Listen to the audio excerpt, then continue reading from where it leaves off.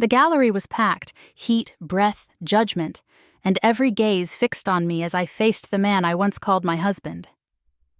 Derek Vale lounged like he owned the place, cuffs gleaming, suit knifed to his frame. He smirked as if the verdict were already trained to heal. I knew better. "Your Honor," his lawyer boomed, "my client was the steadfast spouse. He's owed his fair share of assets they built together." Built together. I almost laughed. While I coded until my eyes burned and pitched until my voice frayed, Derek networked across golf greens and tasting menus. He rose, savoring the hush. "If I may," he said, syrup humble, "I supported Maya through the lean years of her little app venture." Little. The company I hammered from nothing was valued north of $12 million. Judge Imani Shah motioned him on. Derek spread his arms. "I've been patient long enough. She hoards money while I scrape by. After today, I'll live off what I'm entitled to." Laughter rippled. Even his attorney tugged at his sleeve.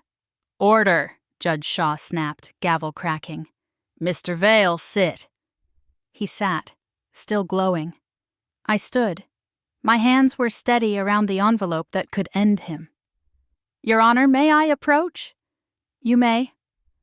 I crossed the well under 100 watching eyes, feeling Derek's stare burn my back. At the bench, I offered the envelope with both hands.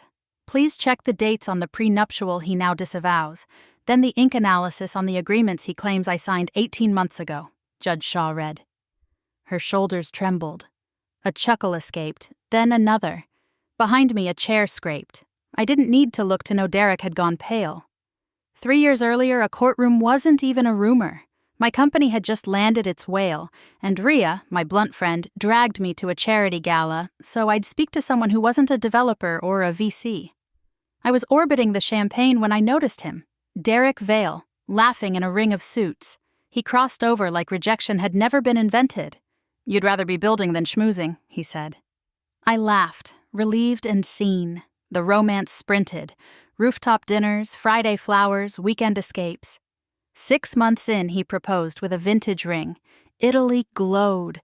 The red flags wore perfume. Soft questions about client lists, pivots to revenue and equity. A laptop lid that never quite clicked shut at night. I called it curiosity. It was research. The mask cracked with a $37,000 statement and a trimmed confession.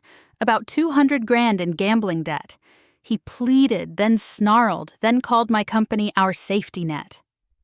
I slept beside a stranger and woke to the whisper of rifled folders, incorporation papers, partnership clauses, our marriage certificate. That afternoon I called Patricia, my lawyer. Patricia led me to Detective Carlos Rivera. Rivera to the state lab. The lab to Natasha Brooks, hawk-eyed, meticulous. She measured pressure, traced strokes, dated ink. "Pilot G2. Model released 6 months ago," she said, lifting from the microscope. "This document claims it's 18 months old." Proof. Pattern. Rivera found 2 ex-wives. The second, Jennifer Laird, brought records, affidavits, and steel in her spine. We made a plan. Let him talk, let him brandish the forgeries, let his ego do the heavy lifting.